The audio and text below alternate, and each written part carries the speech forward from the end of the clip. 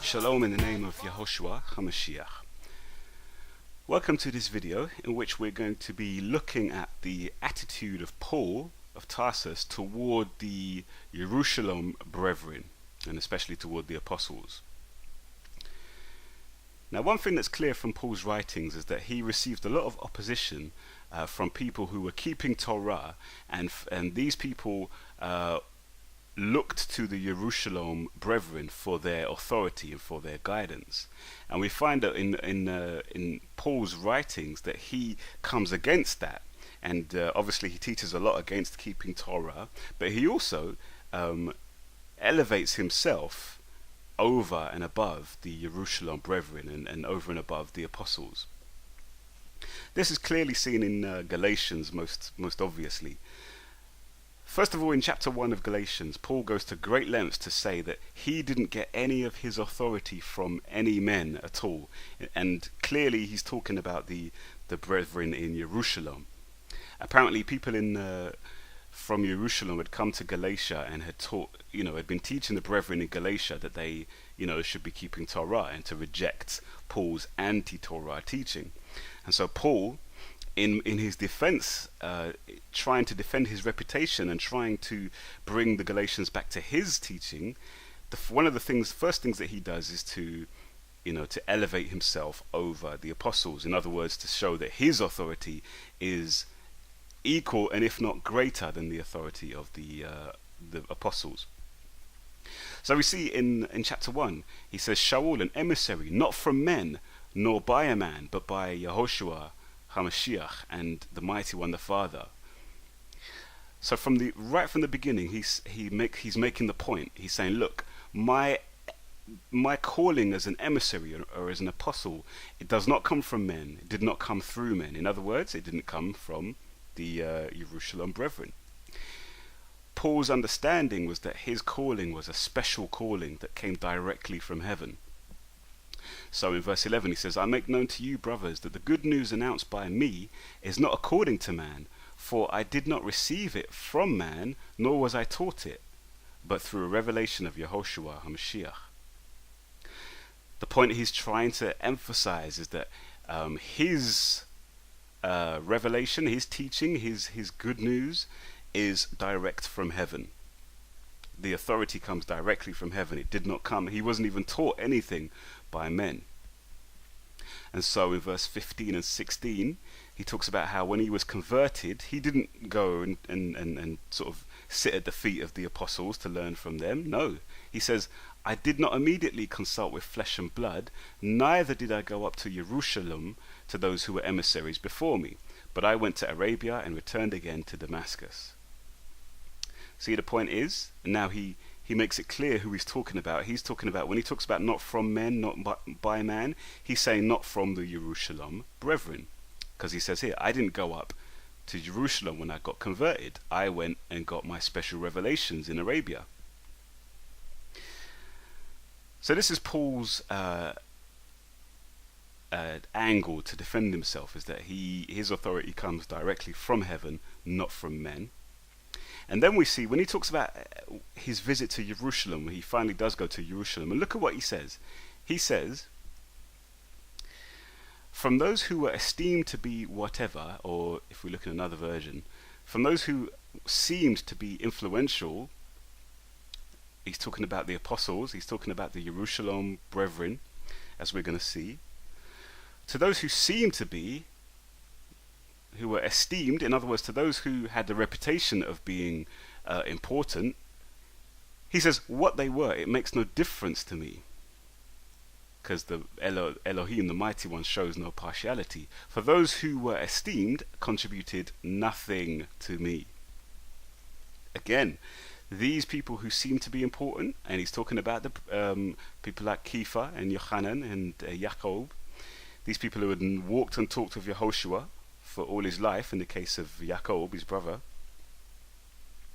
To those who seemed to be something, they added nothing to me, he says. On the contrary, what's on the contrary? On the contrary, when they saw that the good news to the uncircumcised had been entrusted to me, even as Kepha to the circumcised, for he who worked in Kepha to make him an emissary to the circumcised also worked in me for the Gentiles. So when Jacob, Kepha, and Yohanan, who seemed to be supports or pillars, when they came to know the favor that had been given to me, they gave me and Barnabas the right hand of fellowship, in order that we go to the Gentiles and they go to the uncircumcised, to the circumcised. So Paul's basic point is that he didn't learn anything from these guys at all. In actual fact, they had to learn the special calling which Paul had been given from heaven. So you see, Paul's attitude toward them is very clear, very, very clear. Then he moves on, and here he gives a practical demonstration of how, in actual fact, it's he who taught the pillars, Kepha and Jacob and these guys. He taught them. They didn't teach him anything. And look at this. He says, when Kepha had come to Antioch, I withstood him to his face because he was at fault. Here we go. For before some came from Jacob, he was eating with the Gentiles. But when they came, he began to withdraw himself and separate himself in fear of those who were of the circumcision. And the rest of the Yehudim joined him in hypocrisy, so that even Barnabas was led away by their hypocrisy. But when I saw that they were not walking straight according to the truth of the good news, I said to Kepha before them all, and then he rebukes them. He rebukes Peter, Kepha. So you see Paul's report here. According to him, Kepha was being cowardly. He was being, him and Barnabas and all the others were being hypocrites. And so Paul, Shaul being the righteous one, the one who was, he received his revelation from heaven, he stood up against them and he rebuked them publicly before everybody else, and because they were not walking according to truth. Basically, Kepha, according to Paul, was fearful of certain men from Jacob, and Paul was not fearful of them, and Paul stood up because he had no fear of Jacob. Why? Because Jacob added nothing to him. Jacob's reputation meant nothing to Paul. So you see, blatantly, Paul elevates himself to be actually not only equal to the apostles, but greater than the apostles.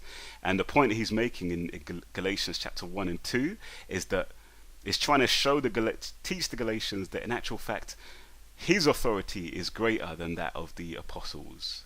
And so when these people are coming saying keep Torah because that's what Jacob and Kepha say, doesn't matter, because Paul's teaching is of greater rank than Jacob's. A couple of other scriptures to look at concerning Paul's comparison to the apostles. We can look at 1 Corinthians chapter 15 verse 9. He says, I am the least of the emissaries or apostles, who am not worthy to be called an emissary, because I persecuted the assembly of the mighty one. Sounds quite humble, doesn't it? But then he says, but by the favor of the mighty one I am what I am, and his favor toward me was not in vain. But I labored much more than they all. Yet not I, but the favor of the mighty one with me. So he's saying, yeah, okay, I'm the least of the emissaries, but I've worked much harder than any of they have. Again, we can look in 2 Corinthians chapter 11, verse 5. He says, I reckon that I am not inferior to the most eminent emissaries or apostles. He's not inferior. Paul says he's not inferior. And then chapter 12 and verse 11, I have become a fool. You have compelled me. I should have been commended by you, for in no respect was I behind the most eminent emissaries, though I am nothing. And then he talks about how the signs of an emissary were wrought amongst him, and basically the point of this, what am I saying? The point is that Paul's attitude toward the apostles was one of superiority, was one of condescension. He condescended to the apostles. He looked down upon their rank and their authority and their reputation, and he elevated himself above the apostles in order to justify the teachings which he was giving, which, as we've seen, as is obvious, are anti-Torah teachings. So this is important for understanding Paul's writings and where he's coming from.